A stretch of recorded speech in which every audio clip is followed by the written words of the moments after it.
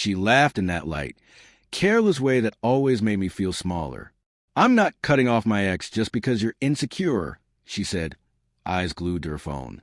"He's just a friend." The way she said insecure felt like a diagnosis, like something permanently wrong with me. I told her, "Okay." And that was the last genuine thing I ever said to her.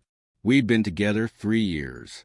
Long enough for her toothbrush to lean against mine, long enough for her to memorize my coffee order, long enough for her to hold me up when I lost my father. She cried at the funeral, promised she'd stay, said I was her home. I believed her. But tiny cracks started appearing. Late replies, hidden smiles at messages she wouldn't let me see. "Don't be controlling," she'd say. "You're overthinking." I convinced myself I was imagining everything. Until the night she made dinner for him. She said it was for an old friend going through a breakup. She packed it neatly in the containers I bought, humming a tune while I sat at the table eating leftovers. She kissed my cheek before leaving, quick, distracted, and I caught the scent of her perfume, the one she used to wear only for me.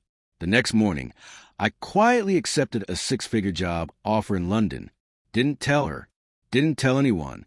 I just agreed over phone and began planning my exit. She assumed I was sulking, but I was watching. Not spying, just observing. People reveal the truth when they think you've stopped paying attention. Her friend Daniel started showing up more in her photos. Group pictures, but his hand always close to her waist. She posted a story once with the caption, "Ride or die." I saved it, then deleted the app entirely. My revenge wasn't born from anger. It came from clarity. I moved money, closed shared accounts, transferred the apartment lease into my name. Everything done cleanly and legally. When I told her I'd been fired, she showed sympathy, but behind her eyes was relief. She thought she'd won whatever silent battle we were fighting. So I let her believe it. I let her play the caring partner, cooking meals meant for me while her mind drifted somewhere else. 2 weeks before my flight, I invited Daniel over, told him I want to help planning her birthday. He came, awkward, hesitant, and our conversation started with small talk but didn't end that way. He didn't mean to admit anything, but guilt makes people clumsy. He told me they crossed boundaries, nothing serious, just confusion and mixed feelings. I thanked him calmly and let him leave, thinking we bonded. He had no idea he'd just given me the closure she never would. The night before I left, she set the table with candles and made steak, trying to pretend everything was normal. "We've been distant," she whispered. "I miss us." I held her hand. "I miss us too." For a moment, I almost believed it. Then she asked if I'd mind her checking in on Daniel the next day. "He's been struggling," she said softly. "You know how sweet he is." I nodded. "Of course. He's just a friend." She laughed again, that same laugh that had started everything. And I knew then she'd rather lie than face the truth. The next morning, before sunrise, I left for Heathrow.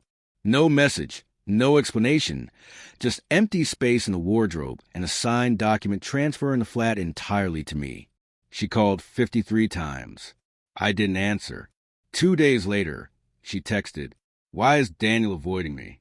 What did you say to him?" I didn't respond. But I knew exactly what I'd done. I had sent the recording, his admission, to his actual girlfriend, the one he conveniently never mentioned. Within hours, his world crumbled, and hers followed.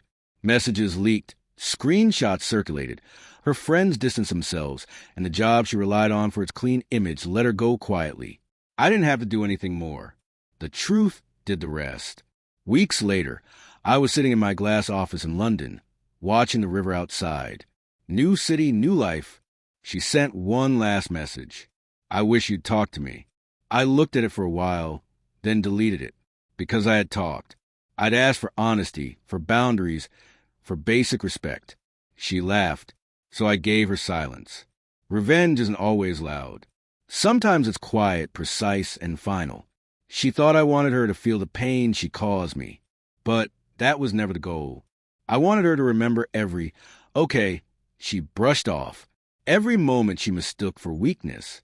I wanted her to realize, much too late, that it wasn't insecurity. It was foresight.